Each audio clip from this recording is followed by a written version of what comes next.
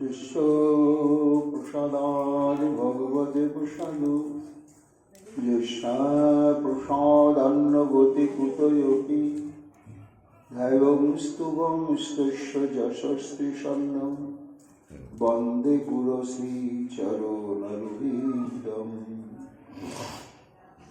गौरकृपाघनीभूतं प्रभुं श्रीहरिनन्दनं मम जीवन सर्वस्व भक्त्या नौमि पुनः पुनः राधा कृपामयं वपुं श्रीगुरुदिनतारकं प्रभुं श्रीगौरगोपालं भक्त्या नौमि पुनः पुनः अजानुलम्बितभुजौ कनकावदातौ सङ्कीर्तनैकपितरौ कमलायताक्षौ विश्वाम्भरौ द्विजवरौ जुगधर्मपालौ वन्दे जगत्प्रियकरौ करुणावतारौ आनन्दलीलामय विग्रहाय हेमावदिव्यच्छविसुन्दराय तस्मै महाप्रेमरसप्रदाय चैतन्यचन्द्राय नमो नमस्ते निरानन्दमिदं सर्वं प्रेमानन्दस्पदे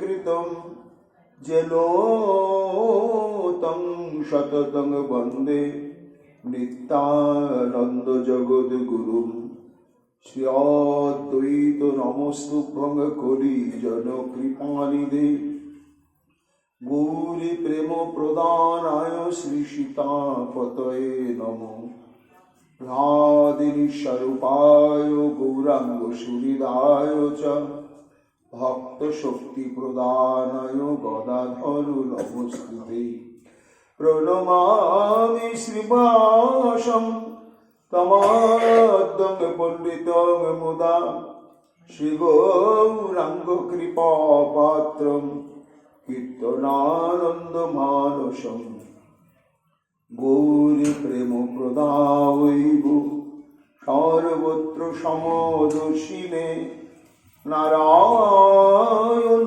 सुताय च श्रीमन्नरहरये नमः बर्हापीडाभिरामं मृगमदतिलकं कुण्डलाक्रान्तगण्डं कञ्जाक्षं कम्बुकण्ठं स्मेतसुभगमुखं सादरनस्तुवेणुं श्यामं शान्तं त्रिभङ्गं रविकरवसनं भूषितं वैजयन्त्या वन्दे वृन्दावनस्थजुगुतिशतप्रीतं ब्रह्मगोपालबीजं नमो नलिननेत्राय वेणुवाद्यविनोदिने राधाधरसुधापानं शालिनी गुणमालिनी हे कृष्ण करुणा सिन्धो दीनबन्धो जगत्पते गोपेश गोपिकान्त राधाकान्त नमस्तुते मुखं करोति वाचालं पङ्गुं लङ्घयते गिरिं जातिकृपातमहं वन्दे परमानन्दमाधवं तप्तो काञ्चन गौराङ्गी राधे वृन्दावनेश्वरी वृषभानुसुते देवी तं नमामि हरिप्रिये महाभावस्वरूपातं कृष्णो प्रियावरियसी प्रेमी भुक्तिप्रदे देवी राधिका तं नमाम्यहम् वन्दे नन्दव्रजस्त्रीणां आदोरेण भेगिनश यशाङ्गपुरी कथोद्गीतं पुनाति भुवनत्रयम् आचतुर्वदन ब्रह्मा দেবাহুর পরহুরি অভালোচন শম্ভু ভগবান বদরায়ণী জং প্রভজন্তমলুপেতমপেতকৃতম দৈপায়ন বিরহ কাতর আজুহাহু পুত্রিতি তন্ময়া তয়া তরবয়োভিনিদুস্তম সর্বভূত হৃদয় মণিমানতশ্রী তমাদিদেবম করুণনিধানম তমাইলবর্ণম শ্রীতাবতারম অপারো সংসার সমুদ্র সেতুম ভজামহে শ্রীভাগবত স্বরূপম বঞ্ছাকল্পতরুভ্যশ্চ কৃপা সিন্ধুভ্যেব চ পতিতানাং পাবনেভ্যো বৈষ্ণবেভ্যো নমো নমো। জয় রূপ সনাতন ভট্ট রঘুনাথ শ্রীজীব গোপাল ভট্ট দাস রঘুনাথ। ভক্তি ভরে বন্দি ছয় গোসাইর চরণ, যাহা হইতে বিঘ্ন নাশ অভীষ্ট পূরণ। জয় গৌরী ভক্ত বৃন্দ গৌর যাদের প্রাণ, তাদের মিলে দেহ মোরে নিতাই গৌর ভক্তি দান। নিতাই গৌর হরি বল, নিতাই গৌর হরি বল, নিতাই গৌর হরি বল। জয় জয় নিতাই গৌর হরি হরি বল। নর হরি প্রাণ আমার গৌরাঙ্গ হে, গোরা প্রাণ গোরা গৌরাঙ্গ হে। নর হরি প্রাণ গোরা গৌরাঙ্গ হে, গোরা প্রাণ গোরা গৌরাঙ্গ হে, প্রাণ গৌরাঙ্গ হে। জয় মহাপ্রভু। ভক্তির প্রভাবে মাত্র শুনিল থাকিয়া, সেই ক্ষণে পড়িলেন মূর্ছিত হইয়া। কলিযুগ পাবন অবতার নিখিল জন মানুষ সন্তাপহারী জগজন নয়ন আনন্দ প্রেম পুরুষোত্তম ভগবান শ্রী চৈতন্য মহাপ্রভুর অশেষ বিশেষ কৃপাভাজন নারায়ণী গর্ভখনি কৃষ্ণদ্বৈপায়ন বেদব্যাস অবতার পরম পূজ্য পাদ শ্রীমৎ বৃন্দাবন দাস ঠাকুর তাঁর শ্রী শ্রী চৈতন্য ভাগবত গ্রন্থে মধ্য খণ্ডে প্রথম অধ্যায়ে মহাপ্রভু গয়া হতে নবদ্বীপ ধামে প্রত্যাগমন করার পরে যে প্রবল কৃষ্ণ প্রেমের উচ্ছ্বাস তাকে সর্বক্ষণ নিমজ্জিত করে রেখেছে এবং তার জন্যই প্রভু সর্বক্ষণ কৃষ্ণময় অবস্থা, সেটি বিস্তৃতভাবে বর্ণনা করছেন পূজ্যপাদ বৃন্দাবন দাস ঠাকুর। আমরা গতকাল শ্রবণ করেছি মহাপ্রভু যাচ্ছিলেন ভাগীরথী তীরের দিকে।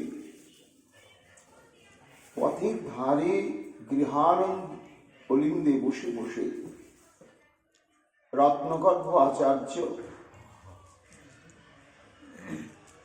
ভাগবত শ্লোক অতি সুমধুর স্বরে আবৃত্তি করছিলেন এবং ভাবাবিষ্ট হয়ে তার সাধন করছিলেন। দাঁড়িয়ে পড়লেন মহাপ্রভু। ভাগবতের ওই শ্লোকের ধ্বনি কর্ণবিবরে প্রবেশ করার সঙ্গে সঙ্গে প্রভু যেন মনে প্রাণে অপ্রকৃতিস্থ হয়ে পড়লেন। প্রসঙ্গটি কি? পরম অনুরাগিনী পূর্ব রাগবতী যাজ্ঞিক মণিপত্নীগণ তারা সর্বধর্ম লঙ্ঘন পূর্বক চতুর্বিধ ভোজন সামগ্রী নিয়ে গোবিন্দের সেবার অভিলাষে ভোজন করাবেন বলে যখন অশোক বনে উপনীত হয়েছেন, এতদিন তারা গোবিন্দের হৃৎকর্ণ রসায়নী লীলামৃত রস আস্বাদন করেছেন বৃন্দাবনবাসী মালিনীদের মুখে এবং আরো আরো অনেক কৃষ্ণ ভক্ত মহাজনের নিকটে। কিন্তু যথাবস্থিত অবস্থায় প্রত্যক্ষভাবে সেই শৃঙ্গার রসজট রাজময় মূর্তি শ্রী গোবিন্দের দর্শনের সৌভাগ্য লাভ হয়নি। আজকে সেই সৌভাগ্য লাভ, সেই সুকমণি বর্ণনা করছেন মহারাজ পরীক্ষিতের কাছে। যে রূপটি দর্শন করলেন যাজ্ঞিক মণি পত্নীগণ, সেটি হচ্ছে শ্রী ভগবানের স্বকীয় পরিপূর্ণ মাধুর্যময় মূর্তি। এই মূর্তিতেই, এই বন্যবেশেই তার পরিপূর্ণ ভগবত্তার মহাপ্রকাশ। এই যাজ্ঞিক মণি পত্নীগণ তা দর্শন করলেন, স্তম্ভিত হয়ে দাঁড়িয়ে পড়লেন। নয়নের পথে অন্তরের মর্ম মন্দিরে তাকে যেন স্থাপন করে তারা মানস তনুতে নিবিড় আলিঙ্গনাবদ্ধ করে বিরহ জ্বালা থেকে মুক্ত হয়ে গেলেন।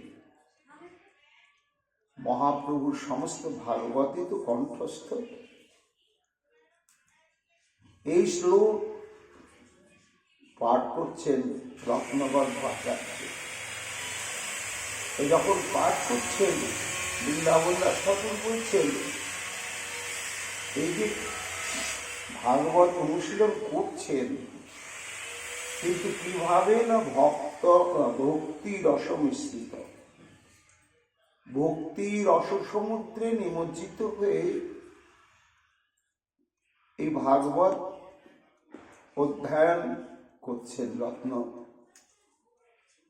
গর্ভ আচার্য।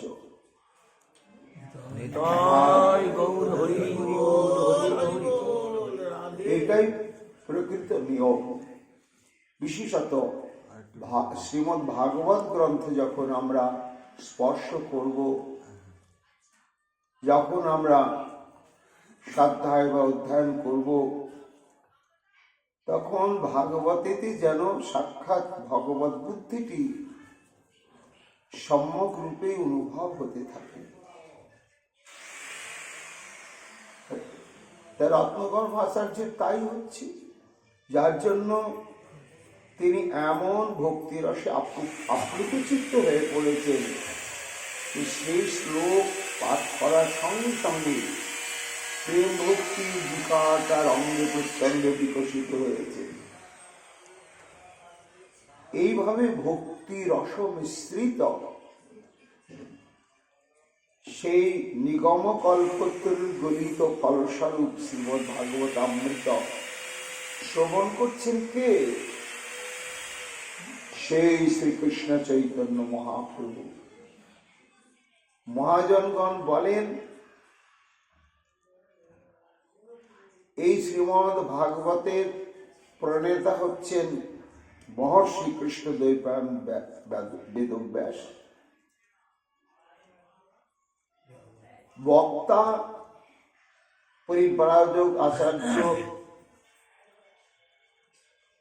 আজন্ম ব্রহ্ম তত্ত্ব ধ্যান নিরত উদ্ধেরতা ব্রহ্মচারী সুখদেব গোস্বামী পাদ। শ্রোতাকে না, শ্রোতা হচ্ছে 7 দিনের মধ্যেই যার নিশ্চিত মৃত্যু, ব্রহ্ম শাপগ্রস্ত মহারাজ পরীক্ষিত। এবার এই ভাগবত রসের প্রকৃত আস্বাদককে না, মহাজনগণ বলছেন ভাগবত প্রণেতা ব্যাসমণি, বক্তা সুকমণি, শ্রোতা মহারাজ পরীক্ষিত এবং শ্রীমদ্ ভাগবতের আস্বাদক হচ্ছেন শ্রীকৃষ্ণ চৈতন্য মহাপ্রভু। এইরকম ভাগবত রস আস্বাদক আর দ্বিতীয়টি নেই। কেমন আস্বাদন তারই নমুনা বৃন্দাবন দাস ঠাকুর এখানে তুলে ধরছেন। যেই কর্ণে প্রবেশ করলো সঙ্গে সঙ্গে মহাপ্রভুর অন্তঃকরণে লীলাটি মূর্তিমন্ত হয়ে পড়ল। তার অন্তঃকরণ গোপী ভাবে ভাবাশ্রিত হয়ে গেলেন। কেন না, গোপী ভাবকে আশ্রয় না করা পর্যন্ত পরিপূর্ণভাবে কৃষ্ণ মাধুর্য আস্বাদন করা সম্ভব নয়। বিষয় স্বরূপে মাধুর্য আস্বাদন সম্ভব নয়, আশ্রয় তত্ত্বের আবেশে আবিষ্ট হলে তবে এটি আস্বাদন করা সম্ভব।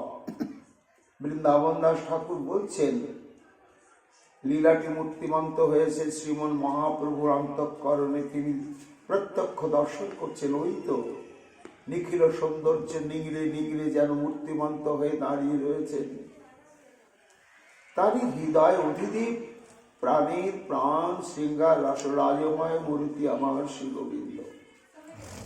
কিরূপ হেরেনু মধুর মূর্তি পীড়িতি রসের সার। হেন লয় মনে এতিল ভুবনে তুলনা নাহি কোজা।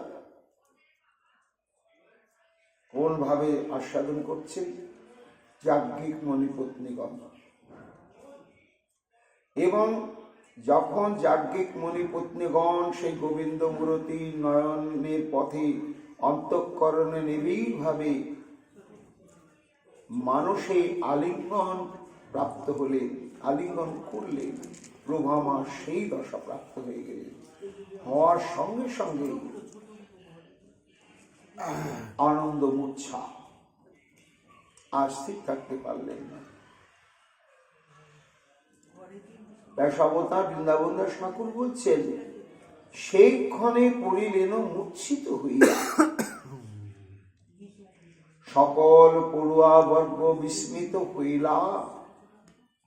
ক্ষণেক অন্তরে প্রভু বাহ্য প্রকাশিলা। অপ্রত্যাশিত ভাবে হঠাৎ মহাপ্রভু এইভাবে বিহ্বল অবস্থা প্রাপ্ত হয়ে মূর্ছাগত হয়ে ভূমিতে পড়ে গিয়েছেন। এটা হিসাব মিলাতে পারছেন না সঙ্গের সমস্ত শিষ্যবর্গ, পড়ুয়াবর্গ। তারা তো প্রভু সেই অনুভূতির স্তরে তো তারা পৌঁছাতে পারেননি। তাই মহাপ্রভু ধীরে ধীরে যেন আবার প্রকৃতিস্থ হয়ে পড়লেন। বাহ্য পাই বলো বলো বলে বিশ্বম্ভর, গড়াগড়ি যাই প্রভু ধরনের উপর। বাহ্য প্রকাশিলা শব্দে কি? এখানে ঠিক তার যে দেহদৈহিক আবেশ সেখানে এলেন না। এতক্ষণ আনন্দ রসে জড়তা প্রাপ্ত হয়ে মূর্ছাগত ছিলেন, মুখে কিছু বলতেও পারছিলেন না। এইবার এখানে বাহ্য প্রকাশিলা শব্দে হলো কি না, ওই ভাবাপ্লুত অবস্থাতেই তিনি অবস্থান করছেন, কিন্তু যেভাবে তিনি স্তম্ভভাব অবলম্বন করেছিলেন সেটি পরিবর্তন হয়ে তিনি তখন অতৃপ্ত বোধ করলেন। মাত্র একটুখানি শ্লোক শুনলাম, অন্তরে যেন তৃষ্ণা দুর্বার হয়ে উঠল। এটি বৈশিষ্ট্য। জাতরতি ভক্তগণ তাদেরই দশা হয়। আর মহাপ্রভু তো সাক্ষাৎ তিনি। কোন তিনি? তিনি আশ্রয় তত্ত্বকে আশ্রয় করে তিনি সাক্ষাৎ ব্রজের গোপী শিরোমণি শ্রীমতী রাধারানী।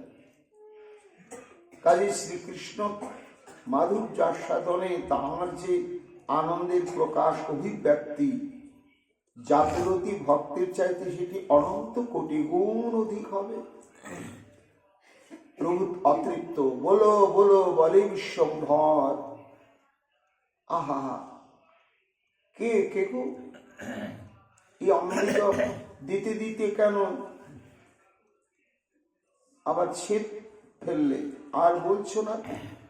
গড়াগড়ি যায় প্রভু ধরণের পর।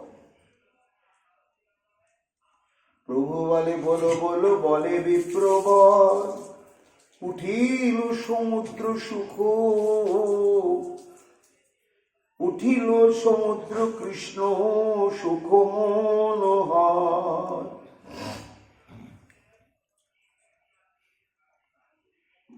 বুঝতে পেরেছেন উনি আমাকে ভাগবতী কথা শোনালেন, তাই তার উদ্দেশ্যে বলছেন বলো বলো বলো বলো। রত্নগর্ভ আচার্য তখন পরবর্তী শ্লোকগুলি আবার সুললিত কণ্ঠে বলতে শুরু করলেন। এইবার তৃষিত শ্রী চৈতন্য মহাপ্রভু লীলামৃত আস্বাদনের জন্য যখন সেই পরম ভাগবত রত্নগর্ভ আচার্য ভাগবতের শ্লোকাবলী আবৃত্তি করে চললেন, কি সুখ, কি আনন্দ, স্ফূর্তিতে দর্শন করছেন বৃন্দাবন দাস ঠাকুর। বলছেন দেখো দেখো জগৎ, এই যে কৃষ্ণ লীলামৃত রস আস্বাদনে যে সুখ, এই সুখের যে পরিমাণ এটা মাপা যাবে না। কেমন অতলান্ত সীমাহীন মহাসাগরের ন্যায়। সীমাহীন অতলান্ত সাগরে যে কত কত জলরাশি রয়েছে, সেই সমুদ্রের পরিসীমা কত, আয়তন কত, এটা যেমন নির্ধারণ করা কোনোদিনই সম্ভব হবে না। আজকে বারবার ভাগবতের এই শ্লোক আস্বাদন করতে করতে মহাপ্রভু সেই সুখের সমুদ্র আনন্দে আর উদ্বেলিত হৃদয় হয়ে উঠলেন। পিবত ভাগবত রসমালয়ং, লোচনের জলে হইল পৃথিবী সিঞ্চিত, অশ্রুকম্প পুলক সকল সুবিদিত। এক একই দীপ্ত উদ্দীপ্ত সুদীপ্ত বিভিন্ন প্রকার সাত্বিক ভাব ব্যক্ত হতে শুরু করলো মহাপ্রভুর অঙ্গে প্রত্যঙ্গে। প্রথমে তো অশ্রু, এমন অশ্রু সমগ্র পৃথিবী যেন পরিষিক্ত হয়ে যাচ্ছে। তারপর অঙ্গ পুলকিত হলো, তারপরে প্রকম্পিত তনু কাঁপতে শুরু করলেন। একে একে সমস্ত বিকার মহাপ্রভুর, সাত্বিক বিকার মহাপ্রভুর শরীরে প্রকটিত হলেন। বৃন্দাবন দাস ঠাকুর বলছেন, প্রভু ভক্তভাব অঙ্গীকার করে এসেছেন। একদিকে যেমন তিনি গোপীভাবকে আশ্রয় করে কৃষ্ণ মাধুর্য লীলারস আস্বাদনের বাসনাটা পূরণ করে নিচ্ছেন, যেটি ব্রজলীলায় হয়নি। আর একদিকে জগৎকে শিক্ষা দিচ্ছেন যে দেখো, ভাগবত শ্রবণে পঠনে চিন্তনে যদি শ্রবণকারী, কীর্তনকারী, স্মরণকারী শরীর, মন, অন্তঃকরণ এইভাবে প্রেমাপ্লুত না হয়, তাহলে সে যত বড়ই নিষ্ঠাবান সাধক হোক না কেন, নিশ্চয় তার কোথাও না কোথাও ফাঁক থেকে যাচ্ছে। এই ফাঁকটা রেখে তার ভজন প্রচেষ্টা একটা বৃথা শ্রম ছাড়া কিছু নয়। স্বরূপকে আমরা জানতে চাইছি। সার্বজনীন সংবাদ, জীবের স্বরূপ হয় কৃষ্ণের নিত্য দাস।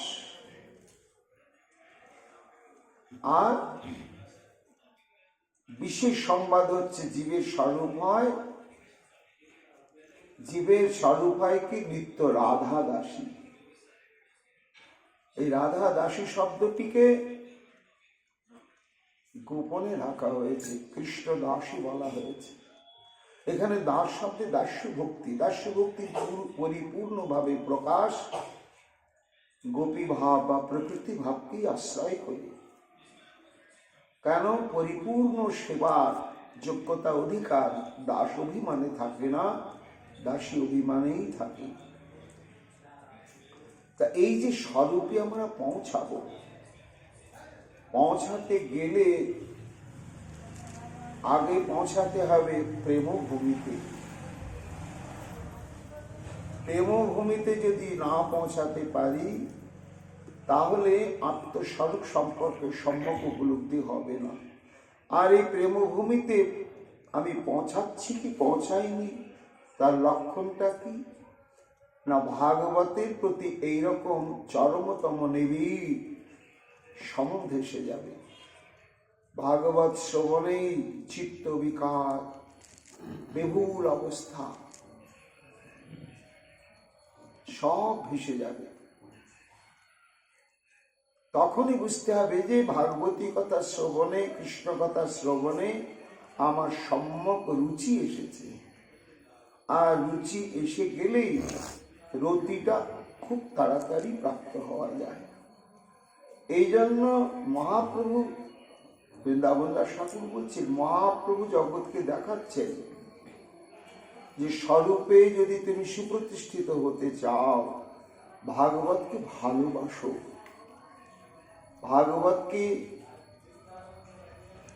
ভাগবতের সঙ্গে প্রেমের নিবিড় সম্পর্ক স্থাপন করো।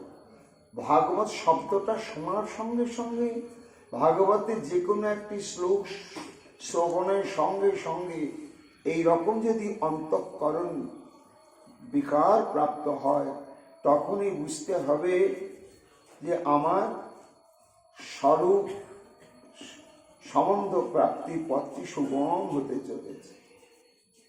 যার জন্য মহাপ্রভু বললেন, জগতে এইরকম ভাগবতী কথা শ্রবণের যার তীব্র লালসা, তার জীবনে ভাগ্যের দুয়ার খুলে গেল। সেই জগতে মহাভাগ্যবান প্রদ্যুম্ন মিশ্র ক্ষেত্রে মহাপ্রভুর কাছে এসেছেন, প্রণাম করে জোড়হাতে দাঁড়িয়ে আছে। কি বলছে প্রদ্যুম্ন মিশ্র? মহাপ্রভুর পরিচিত, মাঝে মাঝে আসেন, খুব স্নিগ্ধ চিত্তবৃত্তি সম্পন্ন। প্রভু, আমি সংকোচে বলতে পারি না, কিন্তু থাকতেও পারছি না প্রভু, তাই তৃষিত চাতকের ন্যায় তোমার কাছে বারবার ছুটে আসি। একদিন প্রদ্যুম্ন মিশ্র প্রভুর চরণে দণ্ডবৎ করি কিছু কইল নিবেদনে। কৃষ্ণ কথা শুনিবারে মোর ইচ্ছা হয়, কৃষ্ণ কথা কহ মোরে হইয়া সদায়। প্রভু, তোমার মুখে আমি কৃষ্ণ কথা শ্রবণ করব, আমার তীব্র লালসা প্রভু। কেন? আমি সম্যক উপলব্ধি করতে পেরেছি কৃষ্ণময় তনু যার ভিতর বাহিরে, যাহা যাহা নিত্য করে তাহা কৃষ্ণ স্ফুরে। এইরকম দশা যার, তার মুখ নিঃসৃত কৃষ্ণ কথাই হয়। একেবারে অনুভূতির রস মাখা পরম আস্বাদ্য। তাই কৃপা করে যদি একটু আমার এই বাসনাটা পূরণ করতে প্রভু। মহাপ্রভু আলিঙ্গন করলেন, প্রদ্যুম্ন তোমার এই কৃষ্ণ কথা শ্রবণের লালসা জেগেছে, পিপাসা জেগেছে, তুমি মহাভাগ্যবান। কৃষ্ণ কথায় রুচি তোমার বড় ভাগ্যবান। যার কৃষ্ণ কথায় রুচি সেই হয় ভাগ্যবান। সেই রুচির লক্ষণটি কি? লক্ষণই হচ্ছে এই রকম প্রেম ভাবের বিকারাদি সে থামতে পারবে না, একেবারেই থামতে পারবে না। এই জন্য সুত গোস্বামী পাদ সনকাদি ঋষি বৃন্দকে বললেন যে ভজন আমাদের করতে হবে প্রেম প্রাপ্তির লক্ষ্যটার দিকে তাকিয়ে। ভজন ক্রম পূরণের ব্যস্ততায় নিয়মের ছকে জীবনকে বেঁধে ফেললে ওটা বিধি ধর্মই হয়ে থাকবে, ওটা রাগ ধর্মের কখনো রূপান্তরিত হবে না। সেটি কেমন? ধর্ম সনুষ্ঠিত পুংসাং বিশ্বক্ষেন কথা সুজা নোৎপাদয়ের যদি রুতিং সময় বহি কেবলম। সুত গোস্বামী পাদ সনক আদি ঋষিবৃন্দকে বলছেন যে দেখো ঋষিবৃন্দ, এই শ্রী ভগবানের এবং ভক্তের মহিমা সূচক অমৃতময় লীলা কথায় যদি চরমতম রুচি না আসে, অথচ সে সঠিকভাবে সঠিক পথে সঠিক নিয়মে অত্যন্ত আগ্রহের সঙ্গে ভজন করেই চলেছে, কিন্তু সারা জীবন ভজন করলো, গৌরাঙ্গ বলতে একদিন একটু পুলক জাগলো না? হরি বলতে বুকের মধ্যে একটু এক মুহূর্তের জন্য ভিজা ভিজাও হলো না? তাহলে তার কি পরিণতি হবে? শ্রম এবহি কেবলম, তার পরিশ্রমের সার হবে। তাহলে যে শাস্ত্র বলছে হে লয়া শ্রদ্ধায় আবার, তা পরিশ্রম সার্থক হবে কেন? এই সুত গোস্বামী পাদ বলে না না, এই ভজনের দ্বারা সে বৈকুণ্ঠাদি প্রাপ্ত হবে, রাধা দাস্য কখনো পাবে না। রাধা দাস্য পেতে গেলে নোৎপাদয়ের যদি রতি, এটাই আমাদের মুখ্য লক্ষ্য রাখতে হবে। আজকের দিনটা তো গেল গো, আজকে তো একটুখানি হৃদয়টা ভিজিল না কৃষ্ণ নাম করতে করতে, হরে কৃষ্ণ বলছি। কালকের দিনকে আমি বাঁচবো? কালকে কি হবে? এই হতাশা, এই আঘাত, এই হাহাকার, এই আক্ষেপ সাধককে চরম ব্যাকুল করে তুলবে। শেষে সেটি এমন অবস্থায় দাঁড়াবে আর তার স্মৃতি থাকবে না। পথে কুকুরকে দেখলেও তখন সেই কুকুরটাকে কাঁদতে কাঁদতে দণ্ডবোধ করে বলবে, তুমি বৈষ্ণব চূড়ামণি, তুমি কৃপা করো, আমার এই কাঠ কঠিন পাষাণ হৃদয় কৃষ্ণ প্রেমে কৃষ্ণ নামে বিগলিত হচ্ছে না, আমি যেন বিগলিত হতে পারি। এই তার আর কোনো অপেক্ষা থাকবে না, লজ্জা শরম কোনো থাকবেই না। সবার চরণেই সে পড়ে পড়ে হাহাকার করে ওই বস্তুটি কামনা করবে। এটি যদি না হলো তাহলে ভজনের উদ্দেশ্য কি হলো? মহাপ্রভু জগৎকে দেখাচ্ছেন, দেখো এই ভাগবতী কথা শ্রবণে এই রকমই দশা হতে হবে, সাধু সাবধান। যতদিন পর্যন্ত এই স্তরে পৌঁছানো না যাবে ততক্ষণ আমরা পৌঁছাতে পারবো না রাধা দাস্যের ভূমিতে। কেন? ধর্মানুশীলনের অর্থাৎ এই রাগ ভক্তি অনুশীলনের উদ্দেশ্যই হচ্ছে প্রেম প্রাপ্তি। তা না হলে ধর্মানুশীলনের উদ্দেশ্য কি? ধর্মস্য যাপবর্গস্য নার্থ অর্থায় কল্পতে নার্থস্য ধর্মে কান্তস্য কাম লাভায় স্মৃতম। সুত গোস্বামী পাদ কত বছর আগে এই সব বাণী তারা বলেছেন। বলছেন, দেখো সনকাদি ঋষিবৃন্দ, ধর্মানুষ্ঠানের যদি কেউ প্রকৃত ফল মনে করে লাভ পূজা প্রতিষ্ঠা, আমি ভজন করতে শুরু করেছি, কোটি কোটি শিষ্য হচ্ছে, বিশ্বের সমস্ত অর্থ আমার করতলগত হয়ে গিয়েছে, ইতিহাস আমাকে একেবারে স্বর্ণাক্ষরে গ্রহণ করছে তার গর্ভে, এটাই আমার ভজনের ফল। এটা যদি কেউ মনে করে তাহলে সে ভুল করবে, একেবারে ভুল করবে। ভজনের উদ্দেশ্য লাভ পূজা প্রতিষ্ঠা এবং পঞ্চবিধা মুক্তিমোক্ষ, অর্থপ্রাপ্তি নয়। তাহলে অর্থ উপার্জনের দরকার নেই, আছে কি জন্য?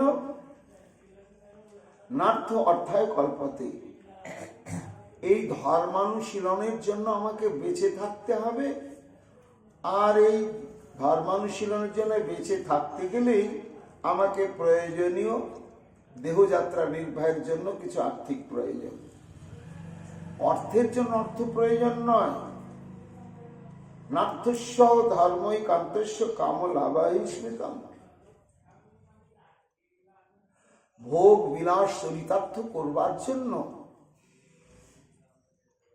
এই ধর্মানুশীলনের ফলশ্রুতি সম্পদ লাভ, এটা কিন্তু নয়।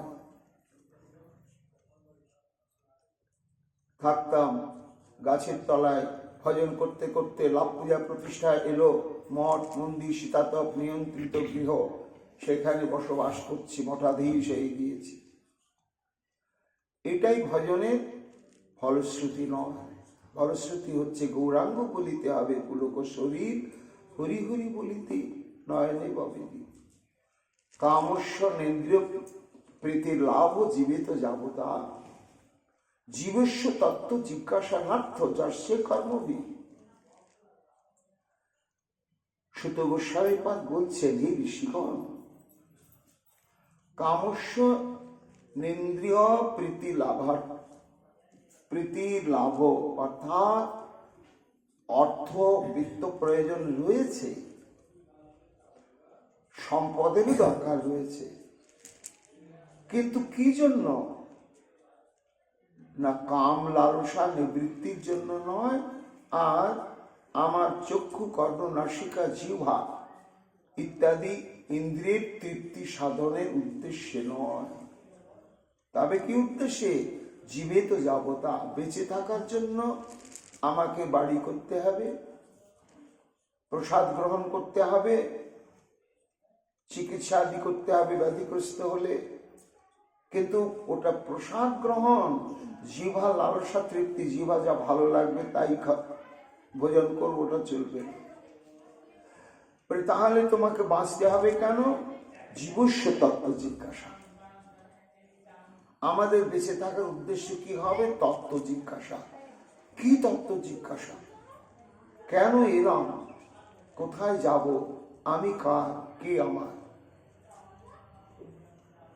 এটি যদি আমি না জানলাম, তাই উপনিষদ বেদ বলেন আত্মানং ভিত্তি। তুমি ব্রহ্মাণ্ডকে জানবার চেষ্টা করো না, আগে নিজেকে জানো। এবং চৈতন্য মহাপ্রভু বলেন তত্ত্ব জিজ্ঞাসা রূপটা কেমন? না সাধ্য সাধন তত্ত্ব জিজ্ঞাসা। এই তত্ত্ব জিজ্ঞাসার জন্য আমাকে বেঁচে থাকতে হবে। আর সেই তত্ত্ব জিজ্ঞাসায় যে আমরা মীমাংসাটি পাবো, সিদ্ধান্তটি পাবো, সেটি অভ্রান্ত সত্য জ্ঞানে গুরু আনুগত্যে নির্মৎসর চিত্তে প্রেম প্রাপ্তির পিপাসা নিয়ে অনুশীলন করার জন্যই আমাকে বাঁচতে হবে। মহাপ্রভু নিজের আচরণের দ্বারা সেটি জগৎকে যেন দেখাচ্ছেন। হে জগৎ, প্রত্যেক দিন এটাই স্মরণ করিও যে ভাগবতের মন্ত্রগুলি শ্রবণ করে তোমার ভেতরটা একটুখানি এরকম উতাল পাতাল করছে কিনা। যদি করে তাহলে তুমি নিশ্চিত আমার কৃপা প্রাপ্ত হবে। নিতাই গৌর কৃপা না হলে তো হবে না। দেখে বিপ্রবর্তার পরময় আনন্দ, পড়ে ভক্তি শ্লোক ভক্তি সনে করি সঙ্গ। যখন পড়ো পড়ো পড়ো পড়ো বলছেন, আর রত্নগর্ভাচার্য পরপর শ্লোক পাঠ করছেন এবং মাঝে মাঝে প্রভুর দিকে তাকাচ্ছে, দেখছেন ওহো, যেন প্রভুর প্রত্যেকটি দেহের পরমাণু যেন ভাগবত রস আস্বাদন করে সুখ সমুদ্রে নিমজ্জিত হয়ে যাচ্ছে। তখন তিনি মনে মনে ভাবছেন যে আমার জীবন আজ ধন্য হয়ে গেল, ভাগবত অনুশীলন আজ সার্থক হলো। দেখিয়া তাহার ভক্তি যোগের পঠন, তুষ্ট হইয়া প্রভু তানে দিলেন আলিঙ্গন। প্রভু যেন নিজেকে ঋণী মনে করে ফেললেন। ভুরিদা, তুমি যে আমাকে দিলে সেটা তোমার ভুরিদা, অর্থাৎ অপরিসীম অপরিসীম দান, যেটা ওজন করা যাবে না, মাপা যাবে না। তো এই অপরিসীম অযাচিত দানের বিনিময়ে তোমাকে আর কি দেব? ঠিক এই অবস্থাটি চৈতন্য চরিতামৃতে কবিরাজ গোস্বামী বর্ণনা করেছেন। কিছুতেই যখন মহাপ্রভুর সান্নিধ্য প্রাপ্ত হচ্ছেন না মহারাজ প্রতাপ রুদ্র, তখন উপায়টি বলে দিলেন সার্বভৌম ভট্টাচার্য। রথযাত্রা আসছে, মহাপ্রভু যখন বলগণ্ডি স্থানে দ্বীপ্রহর কালে রথটা গিয়ে দাঁড়াবে, সেখানে জগন্নাথের ভোগ হয়। আর প্রভু ক্লান্ত শ্রান্ত হয়ে সেই সময় পাশেই জগন্নাথ বল্লভ উদ্যান রয়েছে, সেখানে উনি বিশ্রাম করবেন। সেই সময় তুমি এই রাজবেশ পরিত্যাগ করে ভক্তবেশ ধারণ করে ওর চরণতলে বসে এই রাস পঞ্চাধ্যায় তুমি আবৃত্তি করবে সুললিত কণ্ঠে। এটাই প্রভু চরণ প্রাপ্তির একমাত্র অবলম্বন।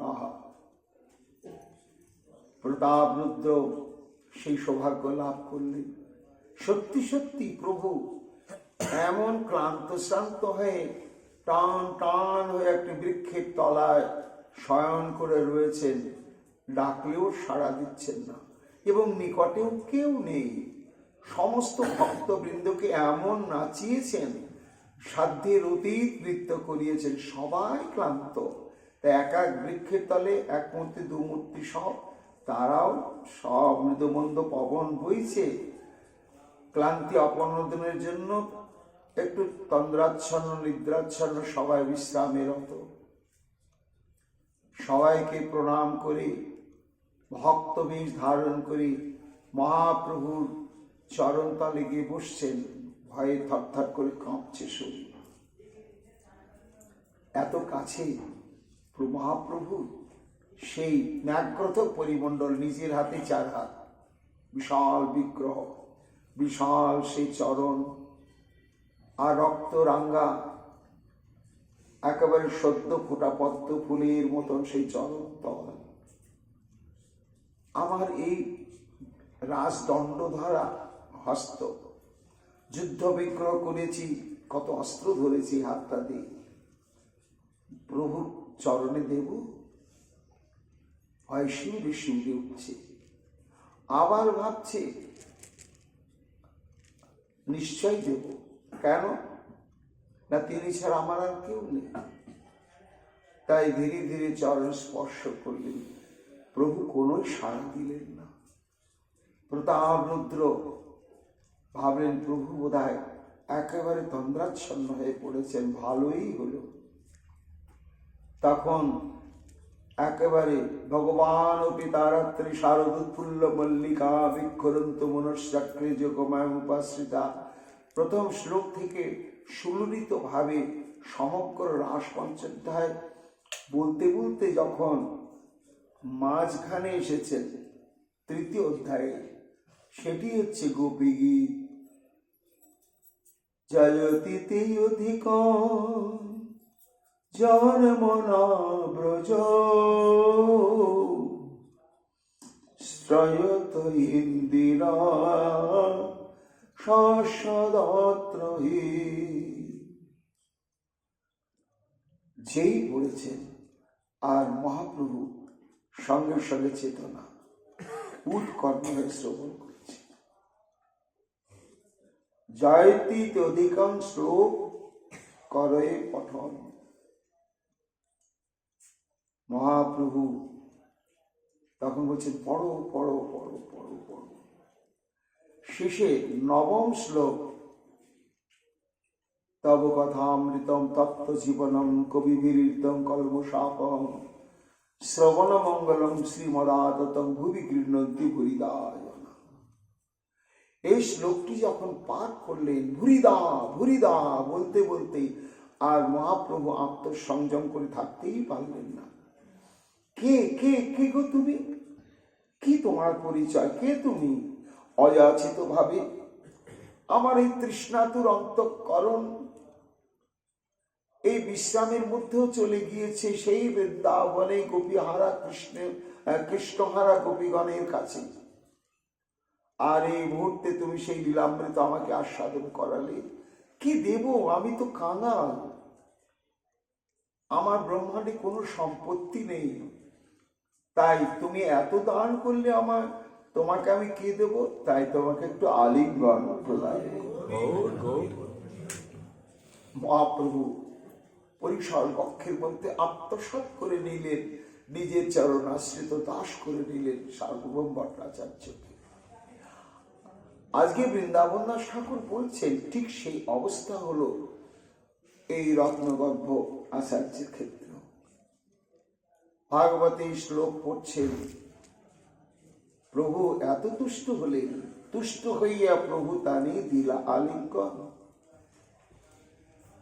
একেবারে এত তুমি আমাকে প্রদান করলে, আমি কি কি দেব বল? কিচ্ছু দেবার নেই আমার এই আলিঙ্গন ছাড়া। পাইয়া বৈকুণ্ঠ নাথের আলিঙ্গনে প্রেমে পূর্ণ রত্নগর্ভ হইলা সেইখানে। বৃন্দাবন দাস ঠাকুর বলতে পারছেন না, আহা দেখো, তখনও না হলো জন্ম, এবে দেহে কিবা কর্ম, মিছা বহি ফিরি দেহ ভার। সেই সময় যদি একটু নবদ্বীপ জন্ম লাভ করতে পারতাম, এই সমস্ত লীলা অন্তত নয়নে তো দর্শনে সৌভাগ্য পেতাম। কার আলিঙ্গন পেলেন? রত্নগর্ভাচার্য বৈকুণ্ঠনাথে। কোন বৈকুণ্ঠনাথ? এই বৈকুণ্ঠনাথের দুরকম তাৎপর্য আছে। এক হচ্ছে প্রচলিত বৈকুণ্ঠ, যেখানে প্রভু বিষ্ণু স্বরূপে বা নারায়ণ স্বরূপে চতুর্ভুজ রূপে অনাদি অনন্তকাল অবস্থান করছেন ষড়ৈশ্বর্যপূর্ণ স্বরূপে, এবং তার সেখানে স্বরূপ শক্তি হচ্ছেন লক্ষ্মী দেবী, তিনি তার অন্তরঙ্গ সেবা করে চলেছেন। আবার এই বৈকুণ্ঠের পরিপূর্ণ স্বরূপ কিন্তু সেই বিষ্ণুলোক বা নারায়ণ লোকের বৈকুণ্ঠে নেই। কেন? বৈকুণ্ঠ শব্দের অর্থ হচ্ছে কুণ্ঠাহীন যে স্থান, তাকে বলা হয় বৈকুণ্ঠ, বিগত কুণ্ঠ, যেখানে কোনো প্রকারই কুণ্ঠা নেই সেই স্থানে বৈকুণ্ঠ। তা সেটা কি প্রকৃত বৈকুণ্ঠ, যেখানে ষড়ৈশ্বর্যপূর্ণ ভগবান অবস্থান করেন? যদি আমরা ভক্তির দৃষ্টিভঙ্গিতে বিচার করি তাহলে ওই বৈকুণ্ঠ কিন্তু প্রকৃত বৈকুণ্ঠ নয়। কেননা সেখানে কুণ্ঠা আছে। কি কুণ্ঠা আছে? সেখানে ঐশ্বর্য ভাব নিয়ে সমস্ত সেবকগণ ভীত সন্ত্রস্ত হয়ে সেবা করছে।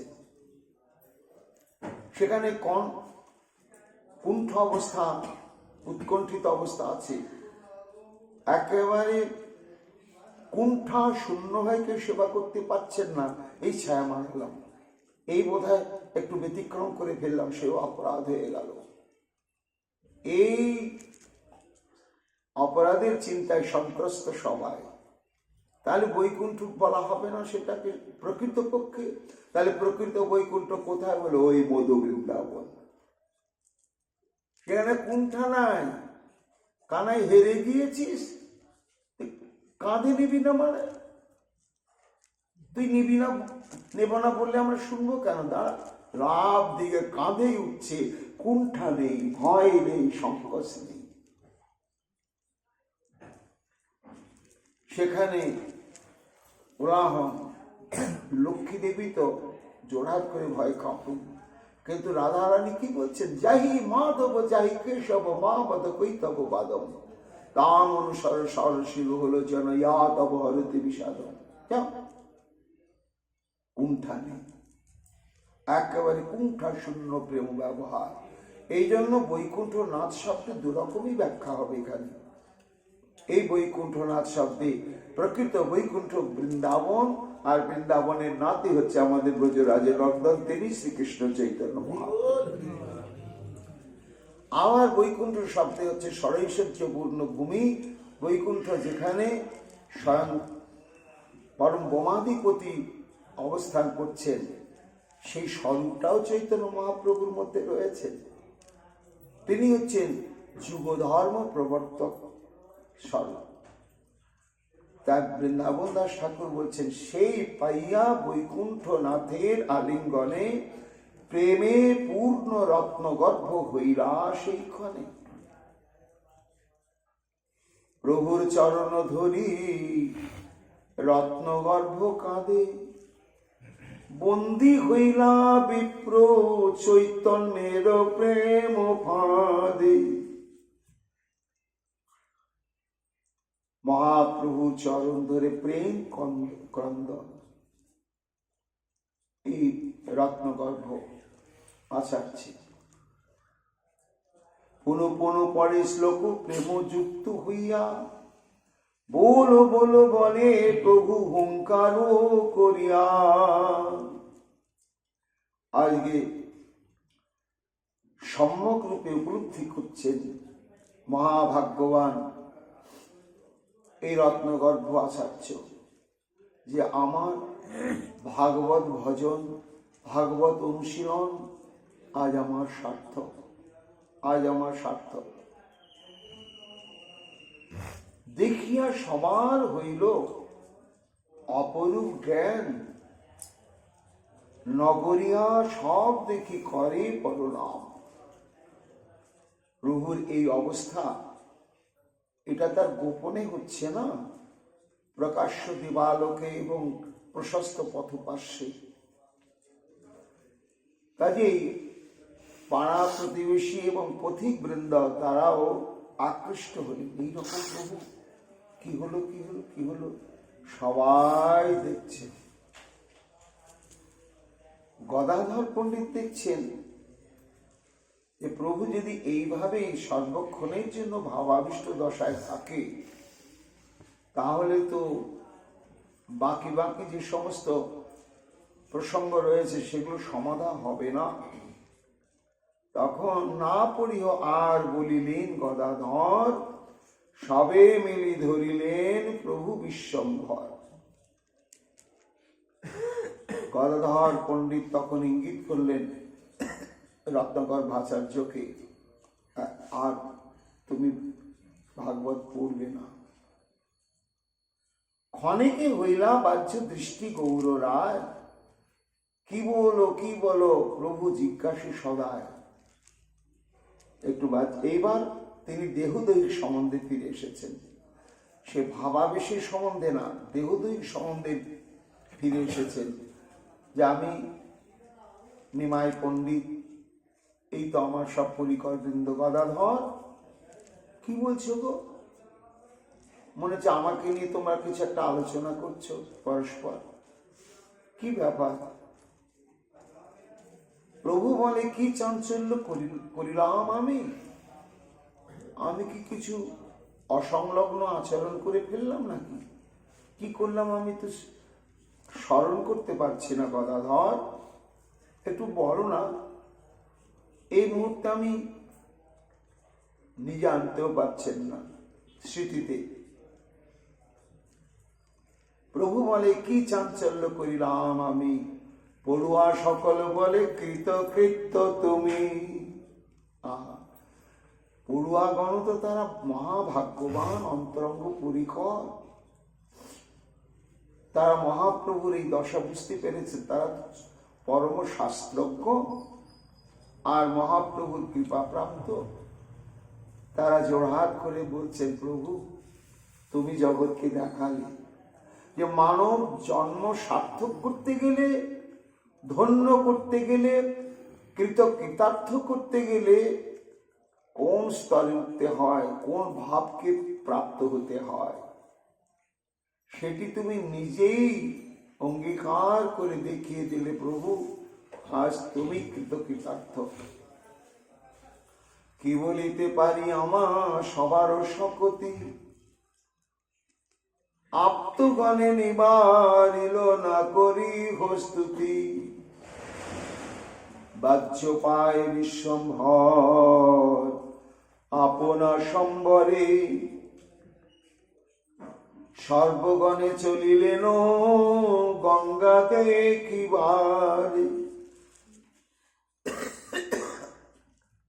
গঙ্গা দর্শনে যাওয়ার পথেই তো এই অবস্থা প্রাপ্ত হয়েছিলেন। এইবার মহাপ্রভু আবার একেবারে পরিপূর্ণ বাহ্য দশায় ফিরে এলেন। স্মৃতিতে সব ভেসে উঠল, চলো চলো আমরা গঙ্গা দর্শনে যাই। গঙ্গাতে গিয়ে গঙ্গা নমস্করি, গঙ্গা জল লইলা শিরে, গোষ্ঠীর সহিতে বসিলেন গঙ্গা তীরে।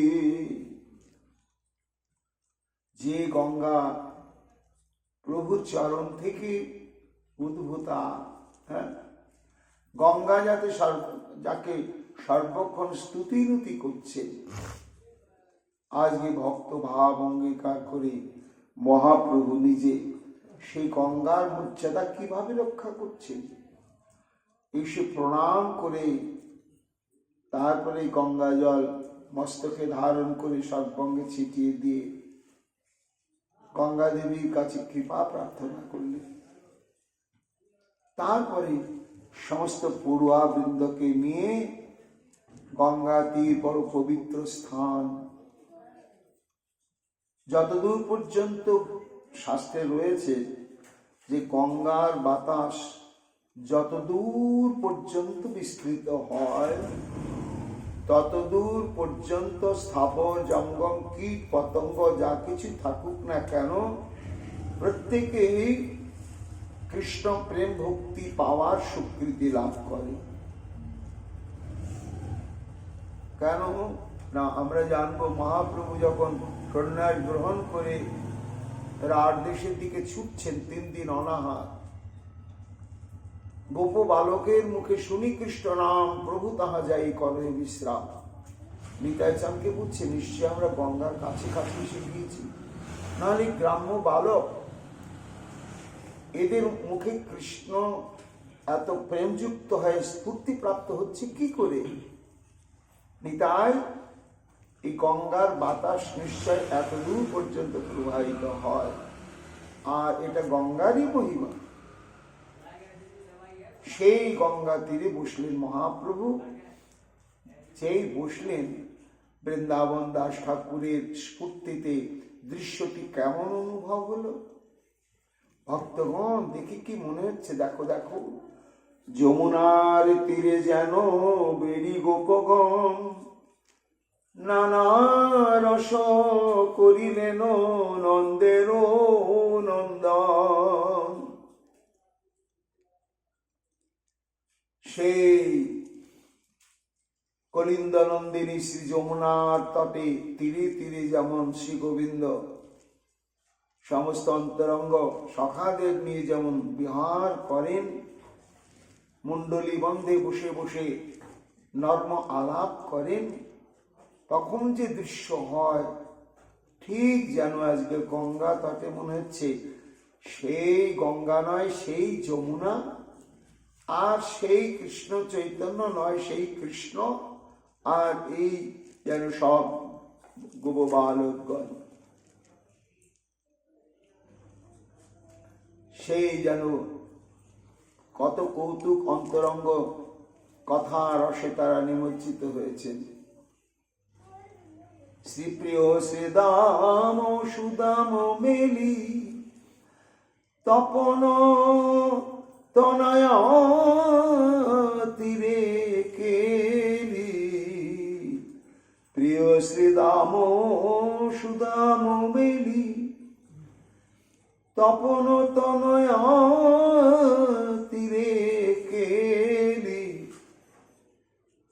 ধবলি শ্যামলি আউরি আউরি পুকারি চলো তো কানহরি।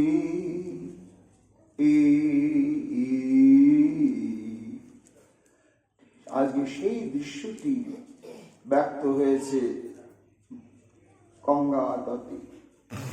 সেই মতো সচির নন্দন গঙ্গা তীরে ভকত সহিত কৃষ্ণ প্রসঙ্গে বিহারে। কতক্ষণে সবারে বিদায় দিয়া ঘরে বিশ্বম্ভর চলিলে আপন মন্দিরে। এইভাবে গঙ্গা তীরে বিহার সমাধা করে মহাপ্রভু নিজালয়ে ফিরে এলেন। সন্ধ্যা সমাগত হয়ে গেল। ঘরে এসে প্রভু আমার সান্ধ্যকৃত যা কিছু ভজনের সমাধা করলেন,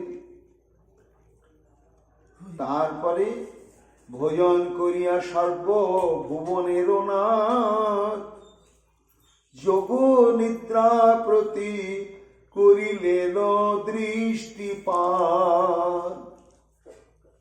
রাত্রিকালীন ভোজন সমাধা করলেন মহাপ্রভু, তারপরে যোগ নিদ্রা প্রতি করিলেন দৃষ্টিপাত। কেন না, নিদ্রা তো ভগবানের দাসী।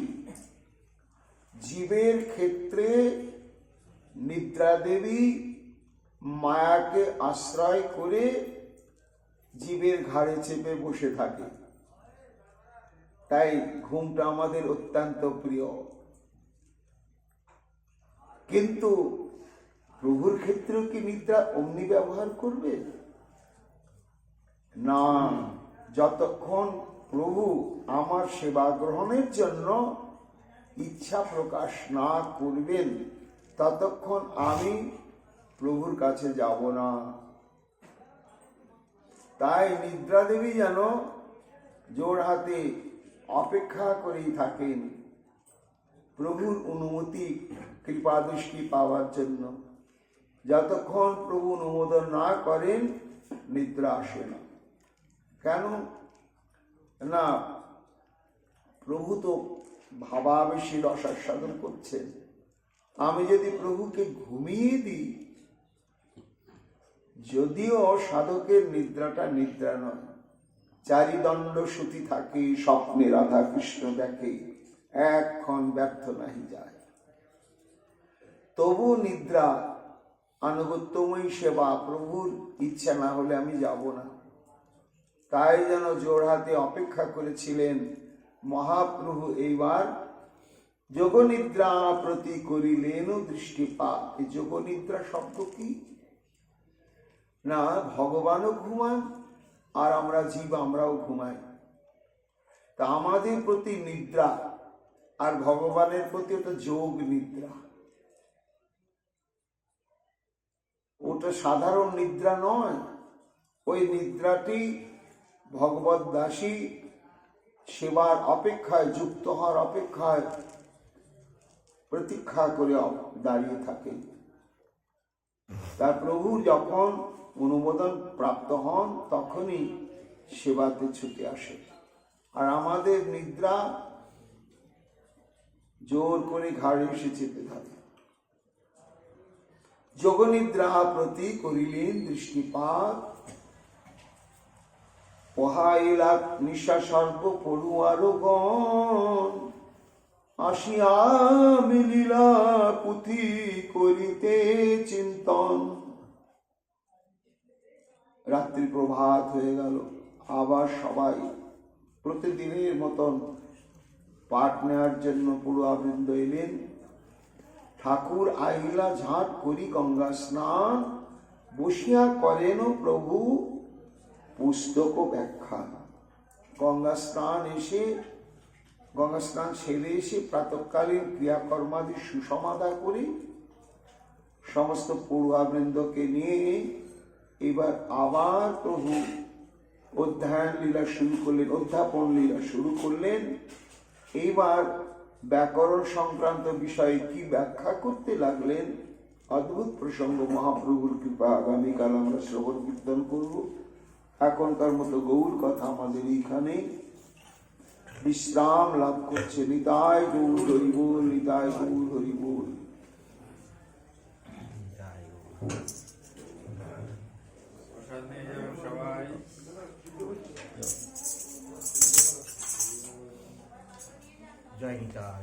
জয় রাধে কৃষ্ণ রাধে গোবিন্দ।